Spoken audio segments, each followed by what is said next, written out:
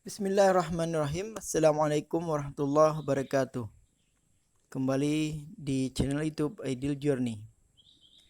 Rahasia air musta'mal tidak sah digunakan bersuci. Salah satu syarat sah bersuci, toharah, adalah harus menggunakan air yang suci dan menyucikan, tohir mutahhir, yaitu air mutlak. Jika tidak, maka bersucinya tidak bisa dianggap sah dan tidak bisa digunakan untuk menunaikan ibadah.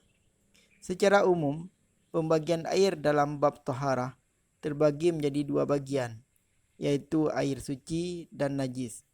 Air suci adalah air yang tidak terkena najis dan tidak mengalami perubahan, baik sifat, warna, dan baunya.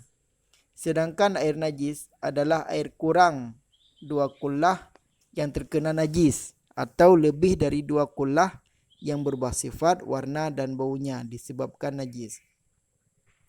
Namun secara terperinci, air suci masih terklasifikasi menjadi beberapa bagian, di antaranya 1. Air mutlak, yaitu air suci dan menyucikan, serta tidak makruh digunakan. 2. Air musyammas, air yang terpanaskan, yaitu air suci dan menyucikan namun makruh digunakan. Dan 3. Air musta'mal, yaitu air suci namun tidak menyucikan. Dalam hal ini, orang yang hendak bersuci, baik wudhu dan mandi besar, atau menyucikan suatu benda dari najis, harus menggunakan air mutlak. Bisa juga menggunakan air musyammas, hanya saja hukumnya makruh, bahkan haram jika sangat panas dan berdampak bahaya pada anggota badan. Sedangkan air musta'mal tidak bisa digunakan untuk bersuci. Nah, dalam hal ini penulis akan menjelaskan rahasia kenapa air musta'mal tidak bisa digunakan untuk bersuci.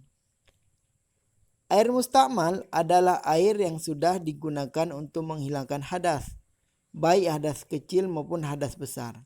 Karenanya, air bekas wudhu dan mandi besar disebut sebagai air musta'mal karena keduanya sudah digunakan untuk menghilangkan hadas.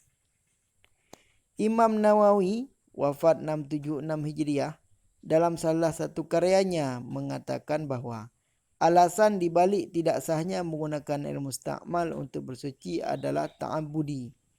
Hanya saja ia juga menyebutkan bahwa di dalam air musta'mal terdapat bekas-bekas najis maknawi tidak terlihat. Anna ahlal basair min ahlillah qad kashafa lahum an siri dhalika wa ra'au atharan najasatil ma'nawiyyati fil ma'il musta'mali. Kana Abu Hanifah min ahli hadzal maidan. Walidha hukima bin najasatil ma'al musta'mali.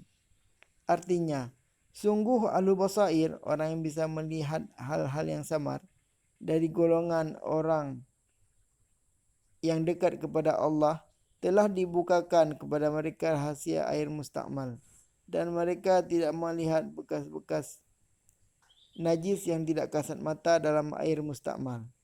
Imam Abu Hanifah termasuk dalam golongan ini, ahlul basair. Karenanya ia menghukumi najis pada air musta'mal. Imam Abu Hanifah ketika melihat orang-orang yang sedang wudhu, ia melihat bekas air yang sudah digunakan bersuci berubah menjadi air busuk dan kotor. Ia tidak bening sebagaimana sebelum digunakan untuk bersuci. Imam Abdul Wahab Asy-Sya'rani dalam kitabnya mengatakan bahwa tujuan bersuci adalah untuk membersihkan badan.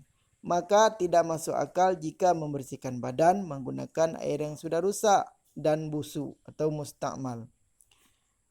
La taharatu ma syuri'at illa litazayyudi a'dha'il 'abdi nadhafatan wa husnan zahiran wa batinan. Wal ma'ul ladzi kharrat fihi al khataya la yazidul a'dha'a illa taqdiran. Tab'an litilkal khataya allati kharrat fil ma. Artinya, bersuci tidak disyariatkan kecuali untuk menambah bersih dan baiknya anggota badan seorang hamba, baik secara lahir maupun batin. Sedangkan air yang sudah bercampur dengan kesalahan-kesalahan di dalamnya tidak bisa menambah kecuali semakin kotor karena mengikuti campuran kotoran-kotoran yang di dalam air. Lebih lanjut, Imam Asy-Sya'rani mengatakan bahwa seandainya semua itu ditampakkan kepada semua orang, sudah tentu mereka tidak akan bersuci menggunakan air mustakmal sebab kotor dan busuknya air yang sudah bercampur dengan dosa-dosa manusia. Penjelasan di atas seirama dengan apa yang sudah disampaikan oleh Rasulullah SAW beberapa abad yang lalu, bahwa orang yang menyempurnakan wuduknya maka akan keluar semua dosa-dosa dari badannya. Man tawadda'a fa ahsanal wudu'a kharajat khatayahu min jasadihi. Artinya, barang siapa